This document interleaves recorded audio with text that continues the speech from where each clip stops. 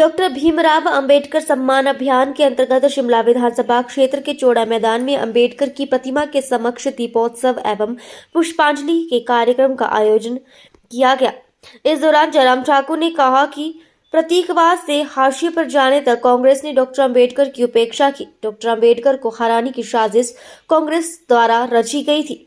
1937 में बॉम्बे प्रेसिडेंसी विधानसभा चुनाव में कांग्रेस ने डॉक्टर अंबेडकर को हराने के प्रयास में प्रसिद्ध क्रिकेट खिलाड़ी बालू पालवंकर को उनके खिलाफ मैदान में उतारा। हालांकि बालू पालवंकर चुनाव हार गए, लेकिन इस प्रयास ने कांग्रेस की डॉक्टर अंबेडकर के प्रति विरोध की भावना को स्पष्ट रूप से उजागर कर दिया।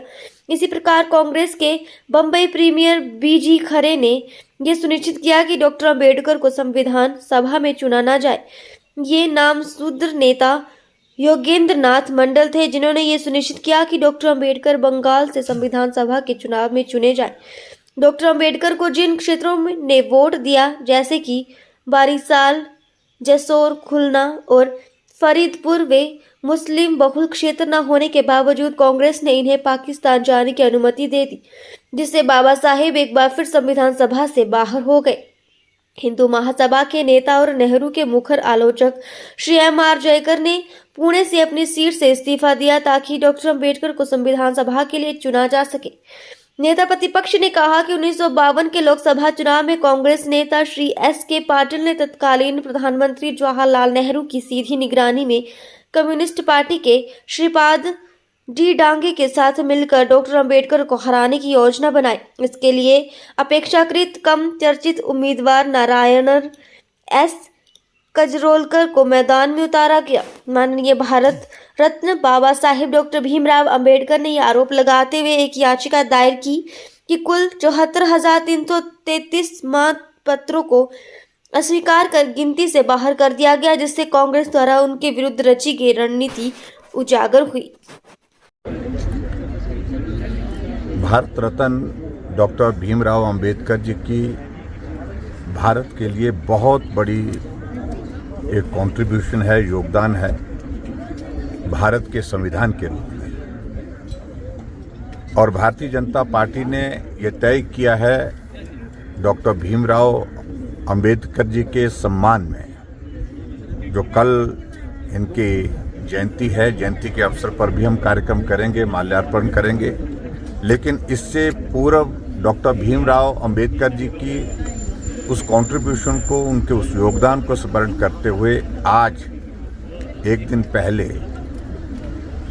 जहां भी डॉक्टर भीमराव अंबेडकर जी की स्टैचू है, मूर्ति है, वहां स्वच्छता का अभियान करना, स्वच्छता अभियान के साथ वहां पर दीप जला करके उनके उस योगदान को याद करना।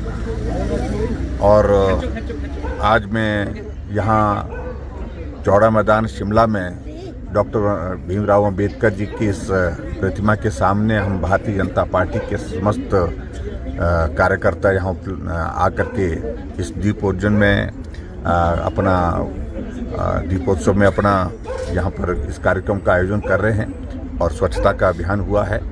और इस तरह से भारतीय जनता पार्टी ने अलग अलग जगह पूरे 15 तारीख से 25 तारीख तक कार्यक्रम तय किए हैं। और जहां डॉक्टर भीमराव अंबेडकर जी का जो देश के संविधान के रूप में जो योगदान रहा है और किन परिस्थितियों के दौर में से गुजर करके उनने कठिन हालात में जो है अपनी शिक्षा ग्रहण की और शिक्षा ग्रहण के पश्चात देश की आज़ादी के लिए उनका योगदान रहा, देश की आज़ादी के बाद भारत के संविधान के निर्माण में उनका योगदान रहा, उस सारी चीज़ को लेकर के लोगों तक पहुंचाने का काम जो है भारतीय जनता पार्टी ने तय किया है।